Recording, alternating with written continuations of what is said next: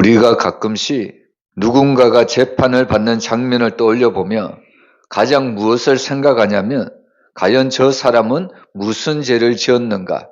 재판장에 있는 그 피고를 향해서 죄인을 향해서 우리는 이런 생각을 하고 있습니다.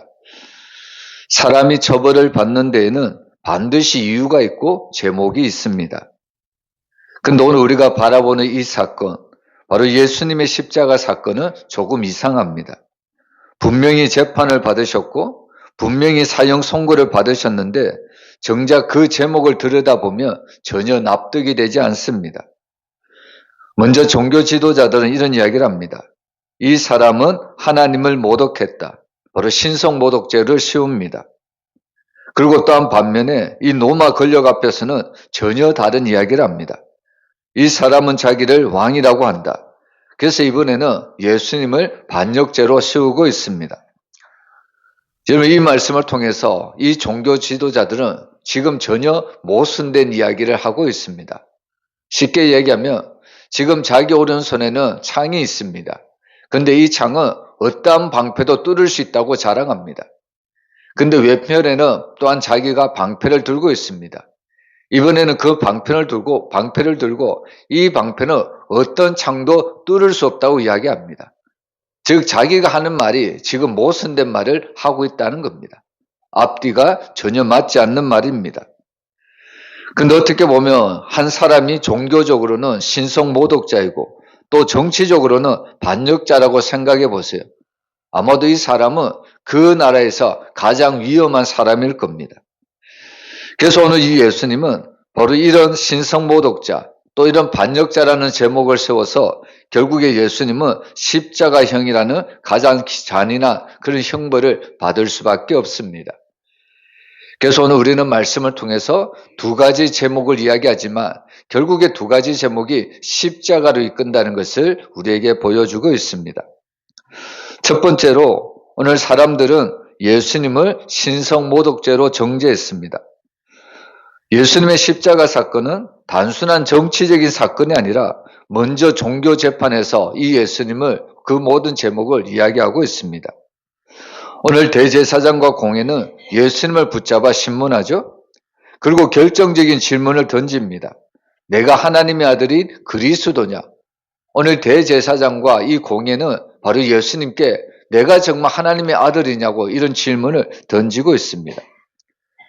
그리고 예수님은 그 대제사장과 그 공의의 그 질문 앞에 침묵하시다가 마침내 이런 이야기를 하십니다. 내가 말하였느니라. 장차 인자가 권능의 우편에 앉아있는 곳과 하늘 구름을 타고 오는 것을 보리라. 오늘 예수님의 대답은 단순한 대답이 아닙니다. 지금 자신이 누구인가를 분명히 밝혀주는 자신의 정체성의 선언입니다.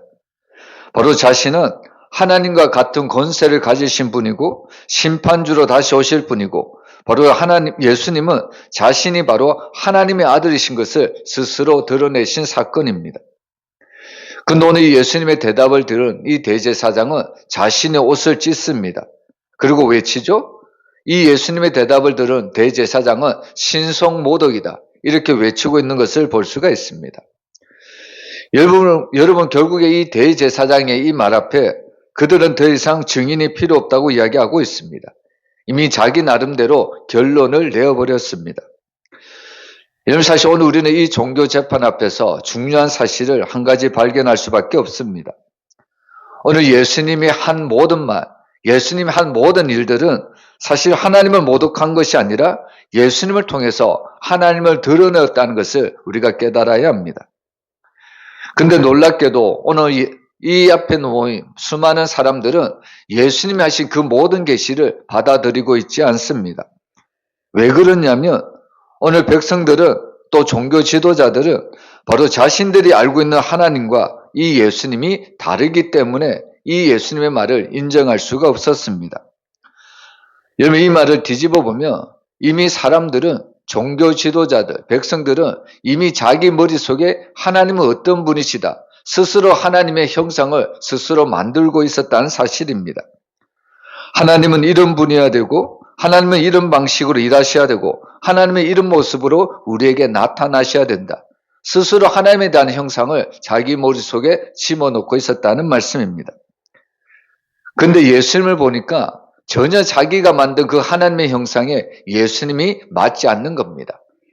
하나님이라는 그 틀을 만들어 놨는데, 하나님이라는 그 프레임을 생각해 놨는데, 우리가 보는 그 예수님은 전혀 하나님같이 보이고 있지 않았다는 사실입니다. 여러분, 우리가 아는 예수님은 어떤 분이실까요? 예수님이 이 땅에 오셔서 하신 일을 보면 예수님은 죄인들과 함께 식사하셨고 또 병든 자를 고치셨고 또한 율법보다 사랑을 앞세운 분이십니다. 근데 그런 예수를 보고 사람들은 어떻게 결론을 내느냐면 이 예수는, 이 사람은 하나님일 수가 없다고 이야기를 하는 겁니다. 결국에 이 예수를 바로 신성모독으로 몰아가고 있는 것을 우리에게 보여주고 있습니다. 근데 사실 오늘 우리가 이 장면에서 진짜 신성모독이 무엇인가를 우리가 정확하게 알아야 합니다. 여러분, 진짜 신성모독은 하나님을 하나님으로 인정하지 않는 것이 바로 신성모독입니다. 오늘 이 백성들은, 종교 지도자들은 바로 이런 모습을 모르고 자기 틀대로, 자기 생각대로 예수님을 움직여주지 않자 바로 이 예수님을 신성모독으로 몰아가고 있다는 사실입니다. 여러분, 오늘 우리는 이 장면을 보면서 이것은 단순히 2000년 전에 일어난 사건이다, 이렇게 생각해서는 안 됩니다. 여러분, 이 장면은 단순한 과거 이야기가 아니라 오늘 우리의 모습이기도 합니다. 때로는 우리도 모르는 사이에 하나님을 제한해 버릴 때가 너무나도 많습니다. 하나님은 이런 분이셔야 되고, 하나님은 이럴 때만 역사하셔야 되고, 하나님은 이런 사람만 쓰신다고 우리는 하나님의 내 생각에 가두어 둘 때가 너무나도 많습니다. 그리고 그 틀에 맞지 않으면 때로는 신앙이 불편해지고 또한 하나님을 의심하고 때로는 그 주님의 사랑이 날마다 우리에게 베풀어 주는데도 불구하고 그 사랑을 거부해 버릴 때가 너무나도 많습니다. 그래서 사실 우리는 2000년 전 사람들과 똑같이 하나님을 판단하는 자리에 우리가 종종 가끔씩 설 수도 있다는 말씀입니다. 그래서 사실 이 복음이라는 것은요, 정말 솔직하게, 정직하게 우리의 모습을 돌아보게 합니다.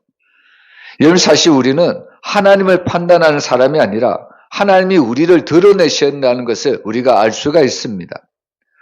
예수님은 우리의 기준에 맞는 하나님이 아니라 사실 예수님은 우리의 기준을 깨트리는 하나님이라는 것을 믿어야 합니다. 그래서 십자가라는 것은 단순한 처형이 아니라 인간이 만든 종교가 무너지는 자리라는 것을 우리가 고백할 수밖에 없습니다.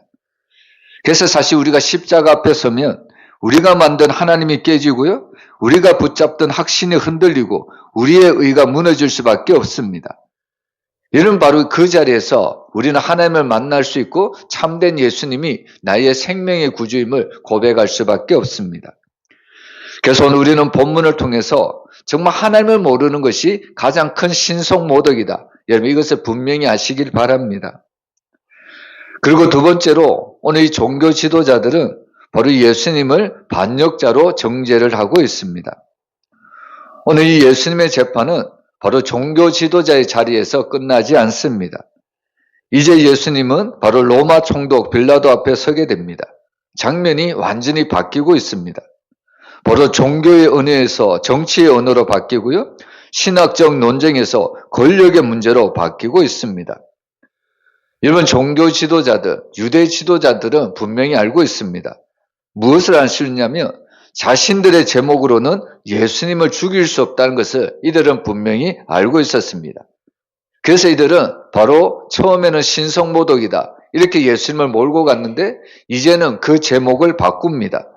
바로 이 사람이 자기를 왕이라고 한다고 이 총독 빌라도 앞에 이렇게 이야기를 하고 있습니다.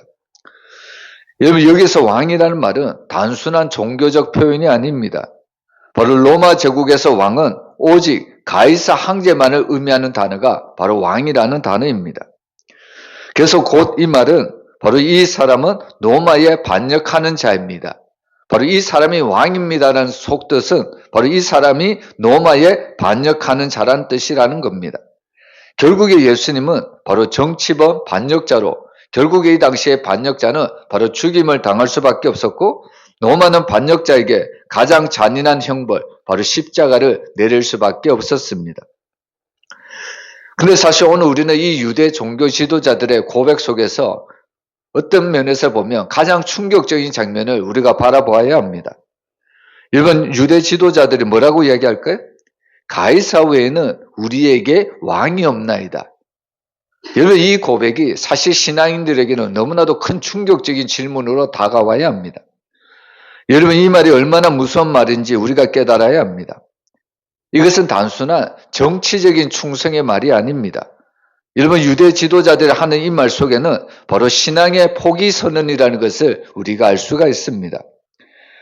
여러분, 유대인들이 원래 어떤 민족일까요? 여러분, 유대인들은 원래 여호와만이 우리의 왕이다, 이렇게 고백하던 신성 공동체였습니다. 근데 지금 그들은 하나님 대신 바로 세상의 권력을 왕으로 인정해 버리고 있습니다. 여러분, 유대 종교 지도자들이 왜 이렇게까지 했을까요? 그것은 딱 한 가지 이유밖에 없습니다. 바로 예수님을 제거하기 위해서는 바로 하나님을 왕으로 버려가면서까지 바로 이 예수님을 죽이기까지 바로 이렇게 했다는 사실입니다. 바로 진리를 버리고서라도 자신들의 자리를 지키고 싶고 자신들의 체제를 지키고 싶어서 바로 이 예수님을 바로 반역죄로 몰아가고 있습니다. 사실 우리는 이 모습을 통해서 인간의 본성을 우리가 깊이 들여다볼 수밖에 없습니다. 왜냐하면 사람이란 존재는 진리보다 안전을 선택하고요, 하나님보다 현실을 선택할 때가 너무나도 많습니다. 여러분, 사실 이 당시에 예수님을 왕으로 모시면 자신의 삶이, 자신의 체제가, 자신의 기득권이 흔들릴 수가 있습니다. 그래서 세상을 왕으로 모시면 당장에는 편해 보이기 때문에 바로 이 예수님을, 왕되심을 어떻게 보면 반역죄로 몰아갈 수밖에 없다는 겁니다. 그래서 백성들은 이 예수님의 왕되심을 포기하고요, 다른 왕을 선택하고 있다는 겁니다. 여러분, 이것 역시 이것이 바로 2000년 전에 이 백성들의 이야기가 아니라 이건 역시 오늘 우리들의 삶의 이야기와 똑같다는 것을 우리가 볼 수밖에 없습니다. 여러분, 사실 우리는 하나님을 믿는다고 고백하면서 어떤 사람에게는 돈이 왕이 될 때가 있고요, 자녀가 왕이 될 때가 있고, 건강이 왕이 될 때가 있고, 또 세상의 인정이 왕이 되는 사람들이 너무나도 많습니다. 여러분, 세상이 왕으로 어떻게 보면 이 세상 함순간 편하게 살아보려고 사람들은 이런 세상의 것들로 왕으로 삼고 살아가는 사람들이 너무나도 많습니다. 그러나 우리가 한번 깊이 생각해 보면요, 세상이 주는 왕을 우리가 모시고 살아가지만 과연 그 세상의 왕이 나를 살릴 수 있는가? 우리가 한번 깊이 들어보았으면 좋겠습니다. 여러분, 그 세상의 왕이 나의 영혼을 책임질 수 있을까요? 그 세상의 왕이 나를 구원으로 천국으로 인도할 수 있습니까? 여러분, 우리가 믿고 우리가 사랑하는 돈은 우리를 끝까지 지켜주지 못합니다. 또 우리가 믿었던 그 건강도 우리를 영원히 붙들지 못합니다.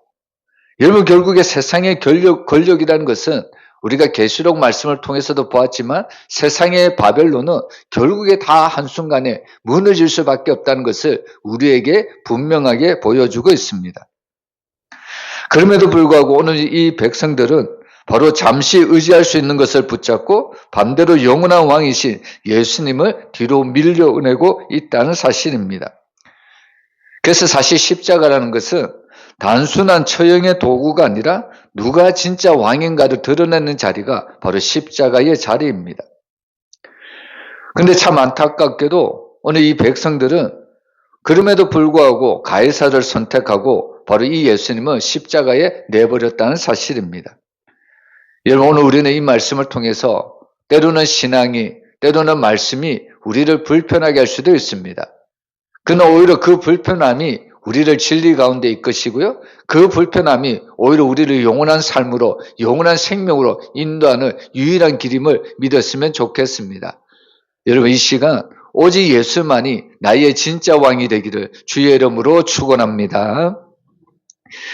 그래서 결국에 오늘 이 백성들은 신성 모독이다, 그리고 반역자다, 결국에 이 예수님을 처형을 하기도 하지만 결국에 이 예수님이 걸어가야 될 그 두 가지 제목을 통해서 예수님이 걸어가는 길은 바로 십자가의 길이라는 것을 우리에게 분명히 보여주고 있습니다.